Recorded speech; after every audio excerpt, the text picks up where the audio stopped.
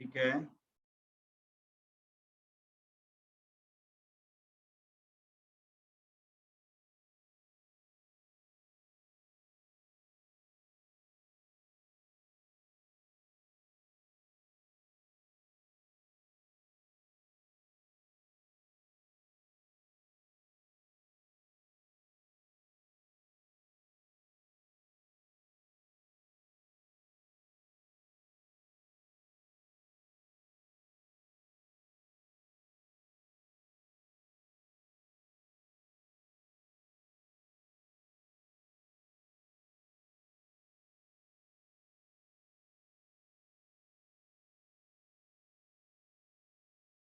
ठीक, शुरू किया जाए। चलिए देखिए, इनफाइनाइट लिमिट में ये बस दो ही अप्रोच आपको लगाना है, दो के अलावा किसी तीसरे चीज पर ध्यान नहीं देते हैं। कि एक तो आपका है कि इनफाइनाइट नंबर प्रोडक्ट में हो तो उसे डिनोमिनेटर में लाने की कोशिश करते हैं, जैसे मैं यहाँ पर लाया। इसलिए कि any finite number upon infinite number will always approach zero. ठीक, पहला प्रयास।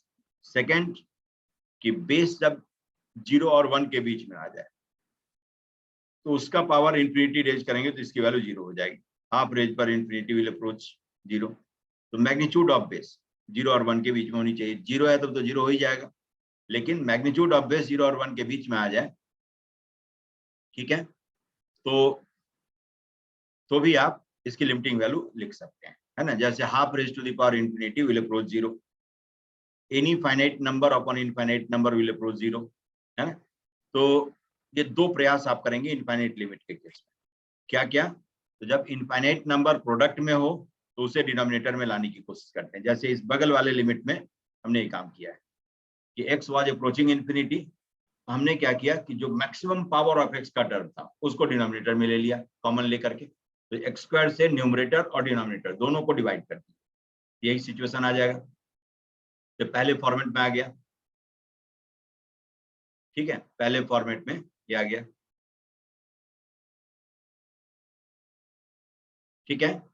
तो फाइनाइट नंबर के बाद कौन सा है? 1/2 के बाद इंफिनिटी का ग्राफ कैसे बनता है? किसका? 1 टू द पावर 1/2 की पावर इंफिनिटी जो लिखा है इंफिनिटी। आपने। ये तो इंफिनिटी तो 0 हो गया ना। हाफ हाफ हाफ को जैसे हाफ का स्क्वायर करेंगे कितना हो जाएगा? 1/4। क्यूब कर दे कितना नहीं, आया? ग्राफ का ग्राफ पूछा था मैं, ग्राफ। हाफ की पावर किसका? एक्स का।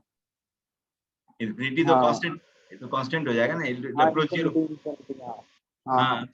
है ना। Half raise to the power x का ग्राफ प्लॉट करें, है ना। तो जैसे जैसे पावर बढ़ाते जाएंगे वैसे वैसे उसकी वैल्यू कम होती जाएगी। बताता हूँ अभी। 1/2 का क्यूब इज 8, है ना। तो 1/2 को 3 बार मल्टीप्लाई किए 1/8 हो गया, कम हो गया। और 4 बार मल्टीप्लाई करते और कम हो जाता, है ना, 1/16। और इसको इनफाइनाइट टाइम्स मल्टीप्लाई कर दे तो दम तोड़ देगा, ठीक है। तो जैसे जैसे पावर बढ़ाते जाते हैं तो वैसे वैसे इसकी वैल्यू क्या होती है? कम होती जाती है। और कम होते होते जैसे ही पावर इंफिनिटी अप्रोच किया इट विल अप्रोच 0।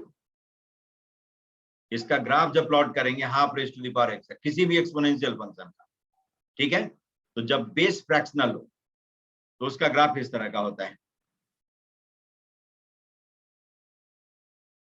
समझिए, किसी भी exponential function y equal to a raise to the power x, और ये ग्राफ किसके लिए है? ए जब 0 से लेकर 1 के बीच में, ठीक है। ये पॉइंट है आपका 0 पर, इसकी वैल्यू 1, क्योंकि एनी नंबर रेंज पर 0 इज 1। x इक्वल टू 0 पर y की वैल्यू आ जाएगी 1। ये पॉइंट ऑफ इंटरसेक्शन 0,1। समझ गए? और पावर नेगेटिव में मैग्नीट्यूड वाइज बढ़ाते जाए तो इसकी वैल्यू बढ़ती जाएगी, क्योंकि हाफ के पावर में -4 का मतलब क्या हुआ? 2 रेज टू द पावर 4। उल्टा करके पावर का साइन चेंज कर दीजिए, 16। समझ गया? तो नेगेटिव में पावर का मैग्नीट्यूड बढ़ाते जाए तो इसकी वैल्यू बढ़ती जाएगी, यही बता रहा है। और लेफ्ट टू राइट देखते हैं हमेशा इंक्रीजिंग डिक्रीजिंग। तो लेफ्ट टू राइट देखेंगे आप तो फंक्शन की वैल्यू क्या हो रही है? लगातार डिक्रीज हो रही है। तो बेस जब फ्रैक्शनल हो तो एक्सपोनेंशियल फंक्शन इज डिक्रीजिंग, और बेस जब मोर देन 1 होता है तो ठीक उल्टा नेचर होगा। ये y है a raise to the power x. देखिए, ये आ गया आपका y a raised to the power x, समझ गए?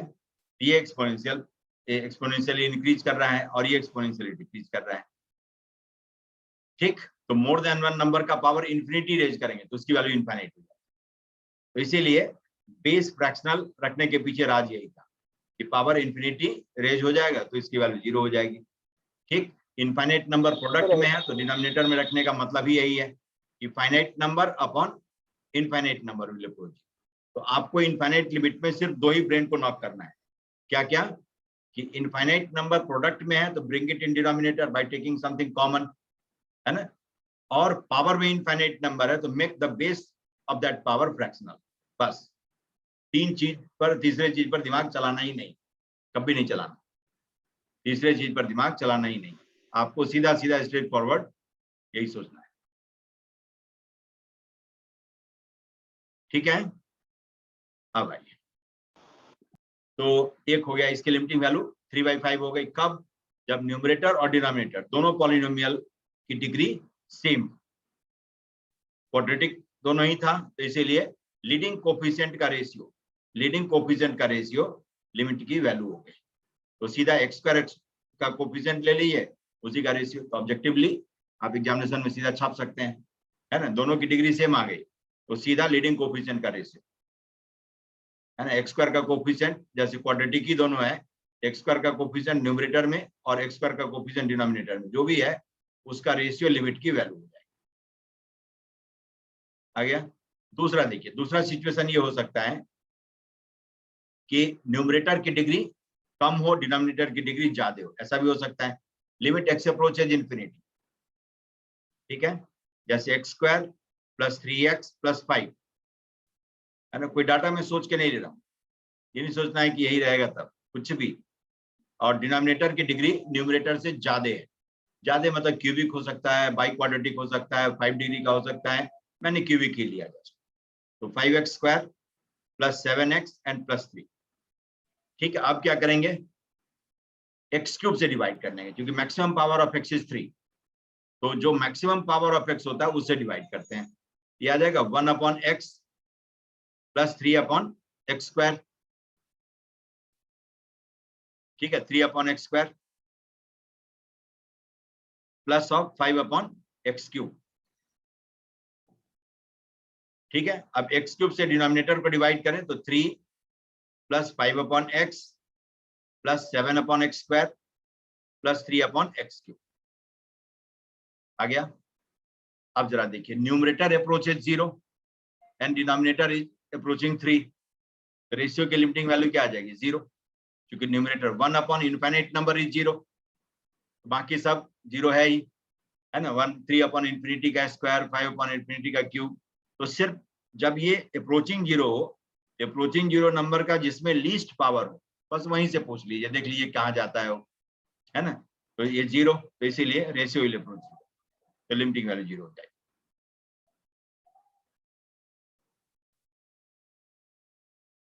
ठीक है, इसको समझ गए? ठीक, ऐसे फंक्शन को कहते हैं रैशनल फंक्शन। जब रैशनल फंक्शन कहे तो इसका मतलब दो पॉलिनोमियल के रेशियो से बना हुआ फंक्शन होगा, numerator will be polynomial, denominator will be polynomial, चाहे उसकी डिग्री कुछ भी होती है, डिग्री डिफरेंट ही होना या एक सेम ही होना जरूरी नहीं है, सिर्फ न्यूमरेटर और डिनोमिनेटर दोनों पॉलिनोमियल है तो उसके रेशियो से जो बना हुआ फंक्शन है उसको कहते हैं रैशनल फंक्शन।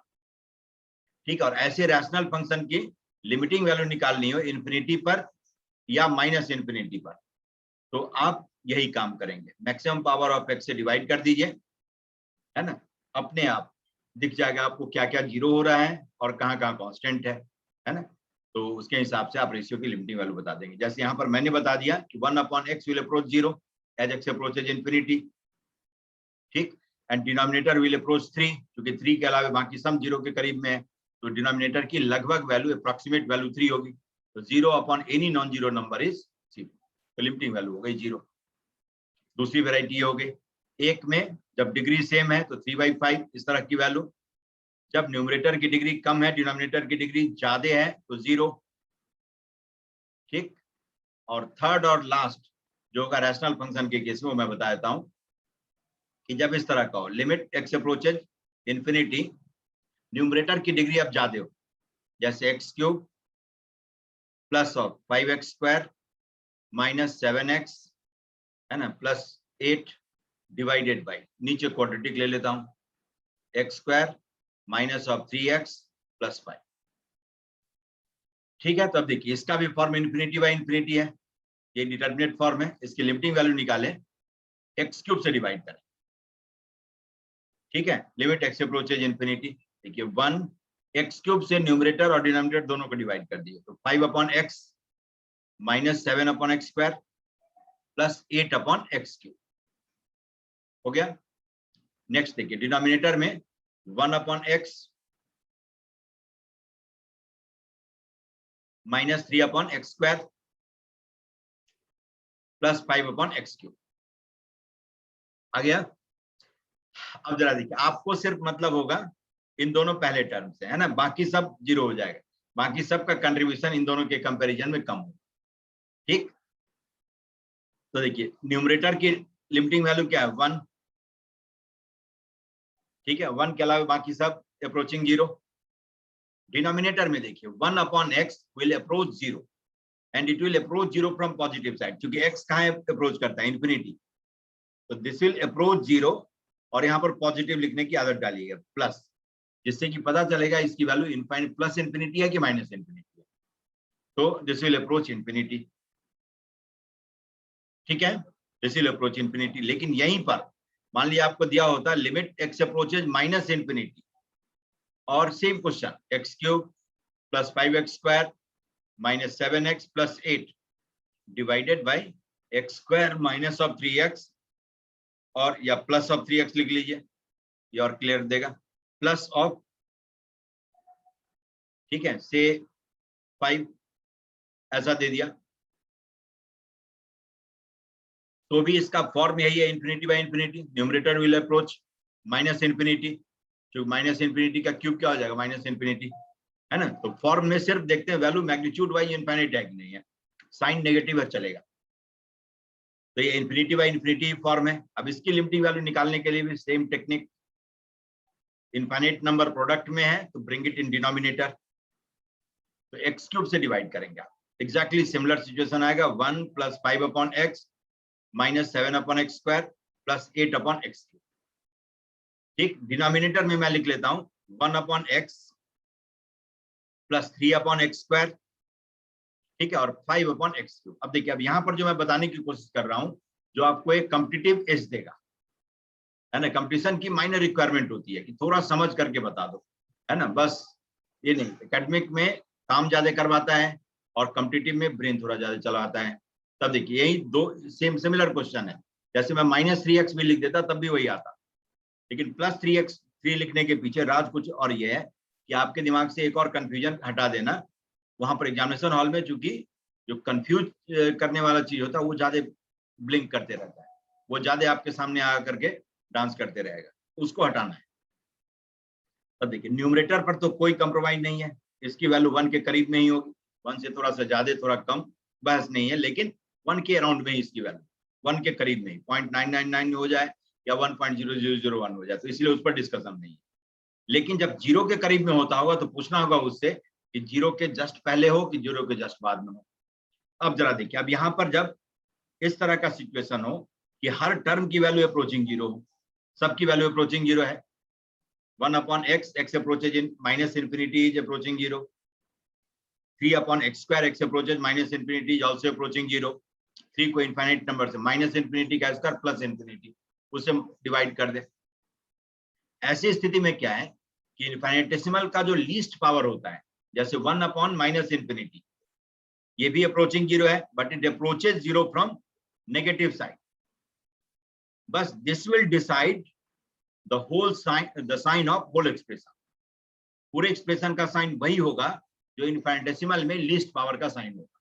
जैसे पॉलिनोमियल में मैक्सिमम पावर ऑफ एक्स का जो साइन होता है माइनस इन्फिनिटी पर, वही माइनस इन्फिनिटी पर उसका साइन होगा, जैसे न्यूमरेटर की वैल्यू माइनस इन्फिनिटी पर माइनस इन्फिनिटी ही होगी, ठीक है, डिनोमिनेटर की वैल्यू प्लस इन्फिनिटी ही होगी, क्योंकि माइनस इन्फिनिटी का स्क्वायर इन्फिनिटी स्क्वायर, आगे जो भी नंबर है इसके कंपैरिजन में बहुत छोटा है ना। यहाँ पर इन्फिनिटी का क्यूब है, बाकी आगे में देखें न्यूमरेटर में इन्फिनिटी का स्क्वायर इन्फिनिटी, इसीलिए लीडिंग टर्म इसमें डिसाइड करेगा कि whether entire polynomial expression will approach plus infinity और माइनस इन्फिनिटी।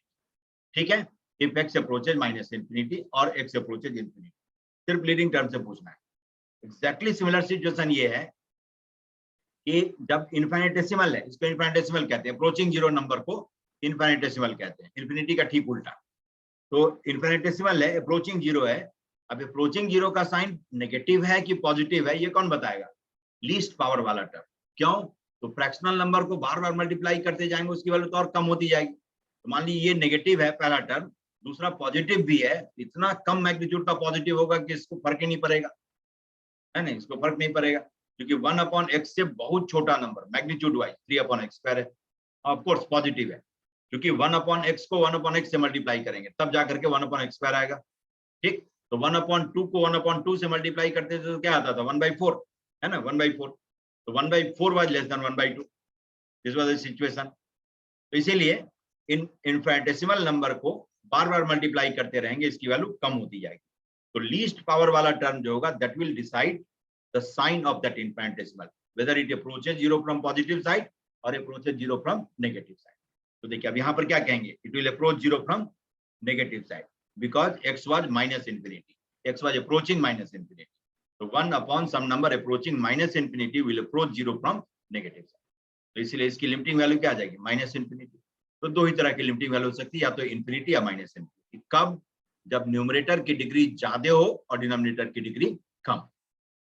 ठीक है, बाकी में मैंने माइनस इन्फिनिटी का जिक्र इसलिए नहीं किया कि पहले वाले में इन्फिनिटी होता है या माइनस इन्फिनिटी होता है, लीडिंग कोफिशिएंट का ही रेशियो होगा लिमिट।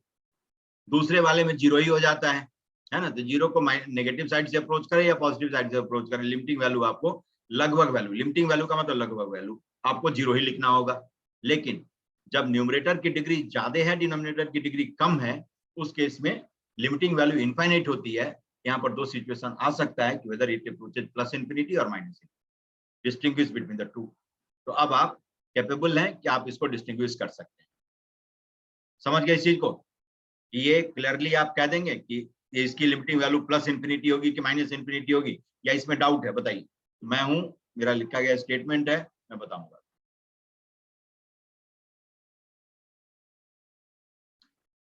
इसमें कोई शक तो नहीं है,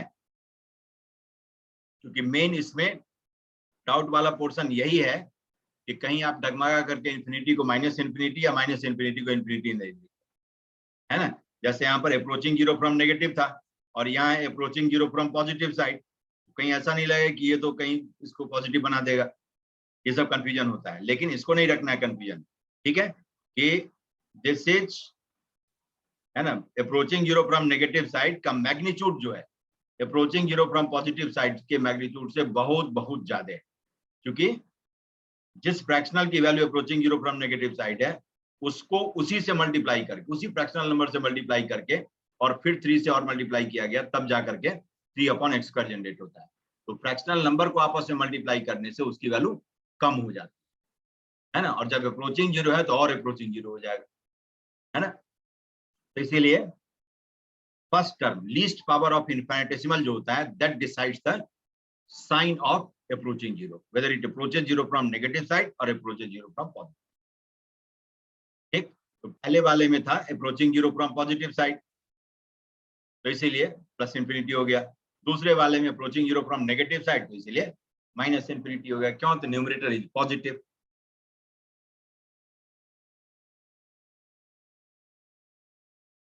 किसको बताइए, ये समझ गए? या किसी को कोई शक है तो दूर कर सकते हैं, ठीक है। किसी तरह का कोई इसमें कंफ्यूजन हो तो आप बता सकते हैं, बोलिए। No sir. चलिए, तो बता दिया है। ये 3 तरह की लिमिट होगी, तीनों को एक बार देख लीजिए कि जब न्यूमरेटर की डिग्री डिनोमिनेटर की डिग्री सेम हो तो लीडिंग कोफिशिएंट का रेशियो, न्यूमरेटर की डिग्री कम हो डिनोमिनेटर की डिग्री ज्यादा हो तो 0, और न्यूमरेटर की डिग्री ज्यादा हो डिनोमिनेटर की डिग्री कम हो तो प्लस इन्फिनिटी या माइनस। बस ये 3 ही तरह की लिमिटिंग वैल्यू आएगी। ठीक है। दूसरा जो है, जैसे पावर में इनफाइनाइट नंबर, ठीक है, तब आपको कहे, जैसे ये आम क्वेश्चन है, पूछता ही रहता है बराबर, कि लिमिट एक्स अप्रोचेस 0, ठीक है, आपको कह दिया या एक्स अप्रोचेस इन्फिनिटी लिख लीजिए, x approaches infinity 1 raise to the power x, 2 raise to the power x, 3 raise power x. ये ऑब्जेक्टिव क्वेश्चन है, बड़ी इंपॉर्टेंट क्वेश्चन है, बराबर पूछता रहता है, कहीं ना कहीं घुमा फिरा करके इसी के जगह पर A1 A2 A3 दे देगा, मैं 100 दे दिया, raise to the power 1/x, ठीक है। इसका फॉर्म देखेंगे तो infinity raise to the power 0 है ना, अप्रोचिंग 0। इन्फिनिटी तो हमेशा लिमिटिंग वैल्यू होती ही है, तो लेकिन ये अप्रोचिंग 0 है, क्योंकि 1/इन्फिनिटी विल अप्रोच 0, ये इंडिटरमिनेट फॉर्म होता है। इसकी लिमिटिंग वैल्यू निकालनी है, तो क्या करेंगे, जो सबसे बड़ा टर्म होता है उसको कॉमन ले लेते हैं। क्यों? तो पावर में इनफाइनाइट नंबर है, तो we have to bring the base as fractional, है ना, तो इसलिए 100 रेज पर एक्स, इसमें से मैं कॉमन ले लेता हूं, ठीक है, इसमें से 100 रेज पर एक्स। तो कॉमन लेने का मतलब क्या होगा, हर टर्म को उससे डिवाइड करना, 1/100 रेज पर एक्स, 2/100 रेज पर एक्स, ठीक है, 3/100 रेज पर एक्स, से लेकर के कहां तक, 99/100 raise to the power x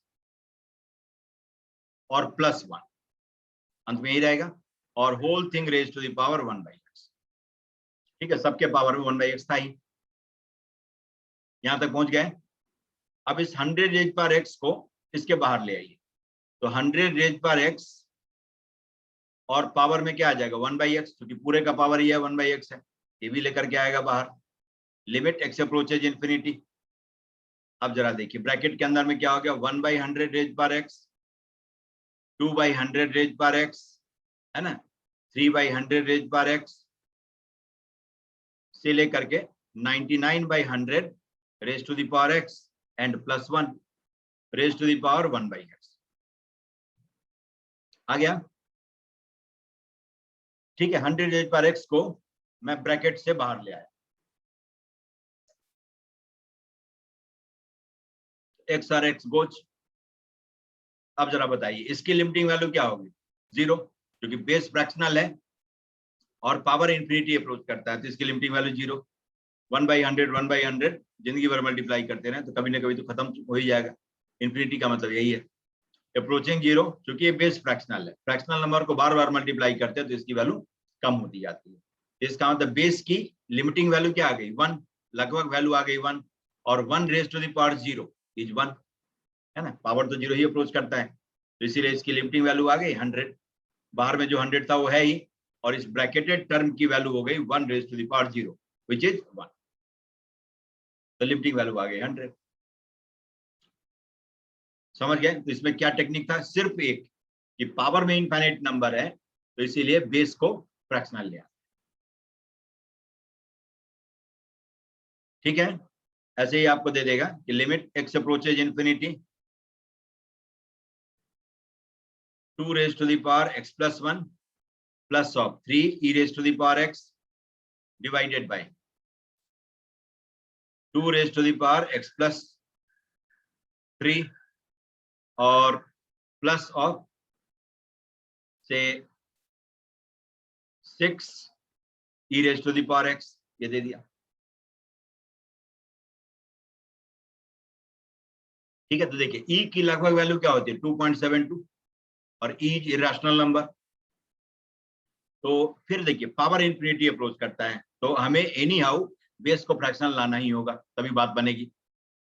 तो इस लिमिट को ऐसे लिख सकते हैं, लिमिट एक्स अप्रोचेज इन्फिनिटी 2 और into 2 raise power x plus 3 into e raise power x divided by 2 cube और into 2 raise to the power x plus 6 into e raise power x. अब क्या करते हैं, जैसे पहले वाले में हमने किया था सेम टेक्निक, उसमें तो कई था पावर में एक्स वाला टर्म, तो सबसे बड़े वाले को हमने कॉमन लिया, इधर तो 2 ही है और डिसीजन लेना आसान है ना, तो e raise to the power x को कॉमन लेकर के कैंसिल कर दिए, ई रेज पावर एक्स से न्यूमरेटर और डिनोमिनेटर दोनों को डिवाइड कर दीजिए, तो क्या इसे लिखा सकता है 2 और into 2 upon e raise to the power x n plus 3, इसको लिख सकते हैं 2 क्यूब मतलब 8 और into 2 upon e raise to the power x n plus 6, numerator और डिनोमिनेटर दोनों को मैंने ई रेज पावर एक्स से डिवाइड कर दिया। सही बात। अब जरा देखिए, x अप्रोचेज इंफिनिटी तो 2 upon e raise to the power x will approach 0, क्योंकि 2 अपॉन ई इज फ्रैक्शनल, है ना, 2 upon E is fractional, E was more then 2, तो इसकी लिमिटिंग वैल्यू 0 हो जाएगी। तो पूरे लिमिट की वैल्यू क्या आ जाएगी 3 और अपॉन 6 मतलब हाफ। हो गया। तो देख लीजिए 2 पावर वाला केस कि पावर में इनफाइनाइट नंबर है तो make the base fractional anyhow, है ना, to get its limiting value. इसीलिए कि फ्रैक्शनल बेस का पावर इंफिनिटी रेज करेंगे इसकी वैल्यू 0 हो जाएगी। ठीक, यहां तक समझ गए। ऐसे ही देखिए एक और लिमिट है, लिमिट एन अप्रोचेज इंफिनिटी, ये सभी पूछा करता है बराबर 1 minus 1/2 square, 1 minus 3 square, 1 minus 4 square, और ऐसे करके दे दिया 1 माइनस 1/n स्क्वायर। ठीक है, तो क्या करेंगे, ये प्रोग्रेशन में भी पूछता है, लिमिट में भी पूछता है, यही चीज प्रोबेबिलिटी में भी दे देता है ना। किसी तरह से प्रोबेबिलिटी ऑफ इवेंट इस तरह से ले आएगा, तो वहां पर मेन काम यही है, सीरीज को सॉल्व करना। ठीक है, तो एन इन्फिनिटी अप्रोच करता है। अब देखिए, और जो अनजान क्वेश्चन हो उसको सॉल्व करने के लिए क्या करते हैं, जो आपके दिमाग में आता है वो लगाइए, है ना। ये नहीं कि जो दूसरे के दिमाग में वो खोजते रहते हैं, ये नहीं खोजते, अपने दिमाग में जो भी बात आए उससे रिलेटेड तो करके देखिए। हो सकता है एग्जामिनेशन हॉल के बाहर आप आएंगे तो आपका दोस्त वही करके आया होगा, आंसर पा लिया और हम सोचते रह गए। ये नहीं करना है, जो भी चीज दिमाग में आए कि इसके बारे में मैं क्या जानता हूँ, है ना, जो आप जानते होंगे बस उसको ठोक दीजिए। जैसे इसमें मुझे दिख रहा है a² माइनस b² के फॉर्म में हर ब्रैकेट, नहीं 1 को 1 का स्क्वायर तो लिखा ही जा सकता है ना, 1/2 स्क्वायर को हाफ का स्क्वायर लिखा ही जा सकता है। इतने मॉडिफिकेशन के बाद आप इसे a² माइनस b² वाले फॉर्मूले को यूज करके 2 पार्ट में ब्रेक कर सकते हैं। तो जैसे पहले को आप लिख सकते हैं 1 माइनस हाफ और 1 plus half, 1 plus half is 3/2। दूसरे को 1 माइनस 1/3, 1 माइनस 1/3 2/3, और 1 प्लस 1/3 4/3 हो जाएगा। तीसरा ब्रैकेट देखिए 1 माइनस 1/4 3/4, और 1 प्लस 1/4 5/4। ठीक, और होते होते ऐसे ही 1 माइनस 1/n और 1 प्लस 1/, आ गया। अब देखिए कैंसिल कौन कौन सा होगा, 3/2 2/3 गया, 4/3 3/4 गया, 5/4 यहां से जाएगा, यहाँ पर 4/5 होगा, ये अपने पड़ोसी को कैंसिल करेगा, तो बच जाएगा एक फर्स्ट और एक लास्ट। इसकी लिमिटिंग वैल्यू आ गई हाफ। ठीक है, इसकी लिमिटिंग वैल्यू आ गई, समझ गए।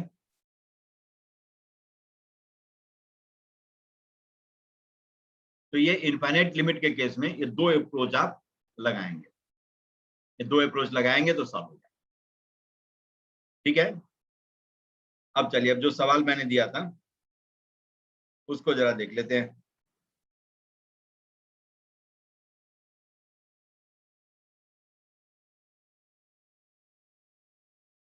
है ना, कुछ लिमिट के ही सवाल थे और इसी पर बेस्ड था, इसी कॉन्सेप्ट पर बेस्ड। जैसे एक था आपका लिमिट, ये दिया हुआ है if limit x approaches infinity x² + 1 और upon x + 1 minus ax minus b minus ax minus b, इसकी वैल्यू दिया हुआ है 0, है ना, इसकी वैल्यू दे दिया 0। तो आपसे कहता है then find a and b।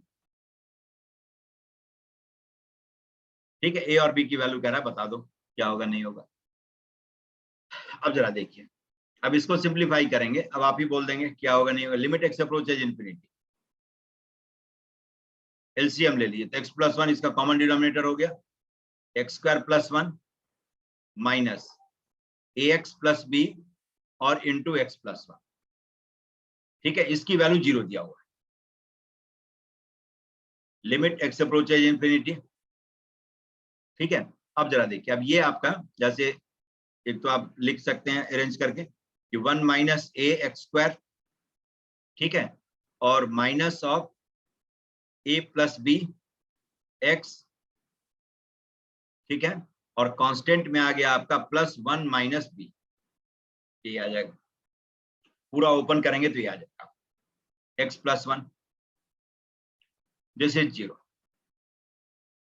ठीक, अब जरा बताइए, अभी तक जो आपने पढ़ा इनफाइनाइट लिमिट पे रैशनल फंक्शन के केस में कि 3 तरह की लिमिटिंग वैल्यू आती थी।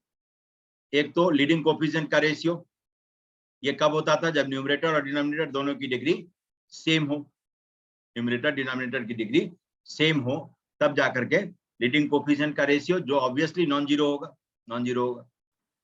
दूसरा लिमिटिंग वैल्यू 0, ये कब होता था? जब numerator was of less degree than the denominator.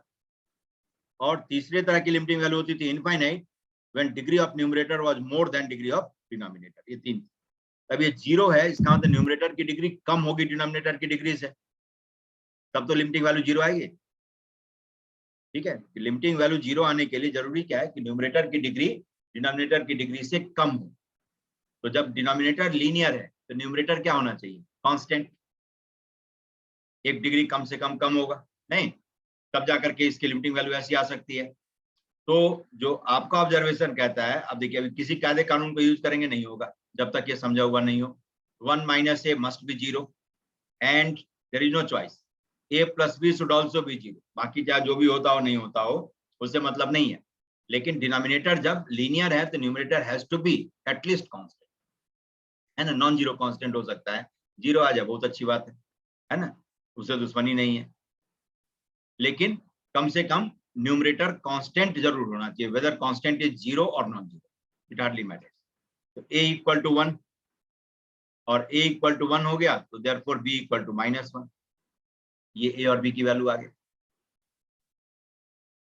समझ गए?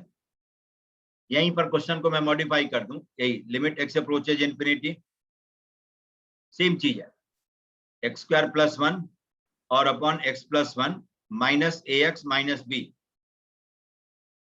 ठीक है, इक्वल टू मैं लिख देता हूं 3, और तब पूछूंगे then find a and b, then find a and b। ठीक है, इसका मतलब ये कौन सा केस हो गया? पहले वाला केस। तब इसको आप सॉल्व करते तो यही आता, limit x approaches infinity, question same है, मैं कॉपी कर देता हूँ। 1 minus a x square minus of a plus b x plus 1 minus b divided by x plus 1, ठीक है, दिस इक्वल टू 3, है ना, इसकी वैल्यू 3 है। तो अब जरा देखिए, अब ये 3 फाइनाइट नॉन जीरो वैल्यू है, इसका मतलब न्यूमरेटर और डिनोमिनेटर दोनों की डिग्री क्या होनी चाहिए? सेम, दोनों की डिग्री सेम होनी चाहिए। तो डिनोमिनेटर लीनियर है तो numerator must be linear. X square का कोएफिशिएंट 0 होना चाहिए, 1 माइनस ए मस्ट बी 0, ठीक है, दिस इंप्लाइज ए इज 1, ठीक है, ए की वैल्यू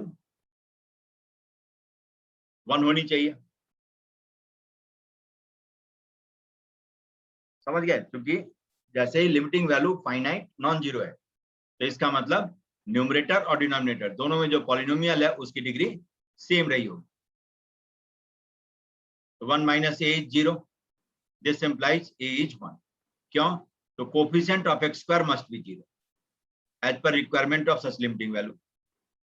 अब ये आ गया तो इसका मतलब अब क्या करना है? अब ये 0 तो हो गया एक्स स्क्वायर का कोफिशिएंट, अब जो लिमिट आ जाएगी x approaches infinity minus a plus b और plus 1 minus b upon x, अब बाकी बचे हुए में एक्स से डिवाइड कर देना, ठीक है, क्योंकि ये खत्म हो गया, ये वाला पार्ट जो आपका 0 हो गया, 1 माइनस ए को 0 करने के बाद रह गया आपका न्यूमरेटर में एक्स का टर्म और कांस्टेंट, और इनफाइनाइट लिमिट है, इनफाइनाइट नंबर प्रोडक्ट में है, तो इसीलिए लिमिटिंग वैल्यू निकालने के लिए क्या करते हैं? एक्स से डिवाइड कर देते हैं, इनफाइनाइट नंबर से डिवाइड करते हैं।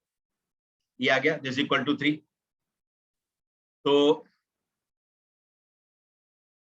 अब देखिए इसका मतलब क्या आ गया, minus of a plus b must be 3। अब इसमें a की वैल्यू आपको मालूम है ना 1, तो b की वैल्यू क्या आ जाएगी -4। ठीक है, b की वैल्यू -4 क्योंकि a प्लस बी इज -3, तो b is -3 minus a, b is -4। a की वैल्यू आ गई 1 और b की वैल्यू आ गई -। ठीक है, तो देख लिए कि इसका अब एक सवाल मैंने दिया था, दूसरा आप खुद भी जनरेट कर सकते हैं। लेकिन हम क्या होता है, जैसे मैक्सिमम जनता है इसका आंसर निकाल के बैठ गई होगी, है ना कि ये तो आ ही गया, अब ये आ गया। अब इससे रिलेटेड कुछ और चीज हो सकता है, उस पर भी सोचना हमारा काम है। एक से आप कई सवाल खुद मन में उठा सकते हैं। इन दोनों को समझ गए? जो अभी हमने पढ़ा उसी का एप्लीकेशन है पहले दो केस का। फर्स्ट दो केस जो था उसका एप्लीकेशन, कि जब न्यूमरेटर डिनोमिनेटर की डिग्री सेम हो तब लिमिटिंग वैल्यू कैसी आती है, न्यूमरेटर की डिग्री कम हो तब क्या आएगी, और डिनोमिनेटर की डिग्री कम हो तब क्या है। ठीक, ये है आपके लिमिट की कहानी, है ना।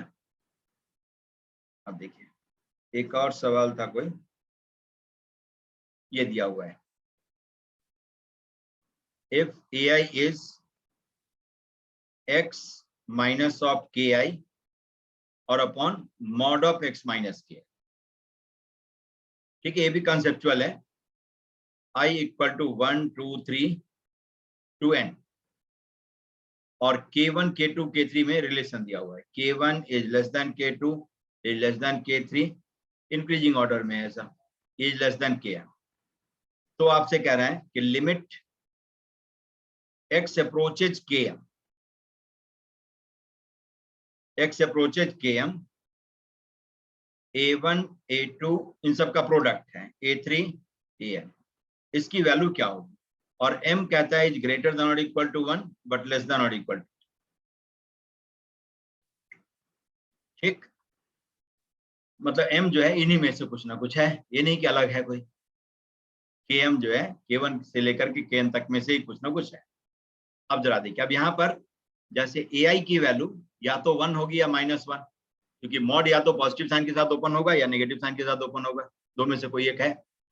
तो अब इसमें मैं नंबर लाइन पर इन सारे नंबर्स को प्लॉट कर देता हूं। देखिए k1 k2 k3, बीच में कहीं km है जिसके राउंड में लिमिटिंग वैल्यू में निकालनी है, km -1 है, km +1 है, इसके आगे टिल km, ये नंबर सब है ना। x आपका इसके राउंड में मंडरा रहा है, भटक रहा है। ठीक, x आपका km के राउंड में घूम रहा है, यही है। तो km से या तो जस्ट पहले होगा या km के जस्ट बाद में होगा। ठीक है, अब जरा देखिए a1 मैं लिखूं, a1 तो x माइनस k1 और upon mod x minus k1, इसकी वैल्यू क्या हो जाएगी 1, नहीं क्योंकि x is around this, x या तो यहाँ है या x यहाँ है, x इज अप्रोचिंग km। ऐसे ही a2 की वैल्यू लिखेंगे तो क्या आ जाएगा x माइनस k2 और upon mod x minus k2, तो mod x minus k2 will be x minus k2 because this is positive, positive number पर से मॉड सीधा हटा लेते हैं। ये कहानी कहां तक चलती रहेगी, am-1 तक। ठीक है, यहां तक अनडाउटेडली। ठीक है, x माइनस km-1 और upon mod of x minus km-1, ये भी 1 होगा। ठीक है, अब लफड़ा कहां पर शुरू होगा, km के राउंड। ठीक, जब लेफ्ट हैंड लिमिट आप निकालेंगे तो x will approach km from left side, right hand limit निकालेंगे तो x will approach km from right side, x just more than km होगा,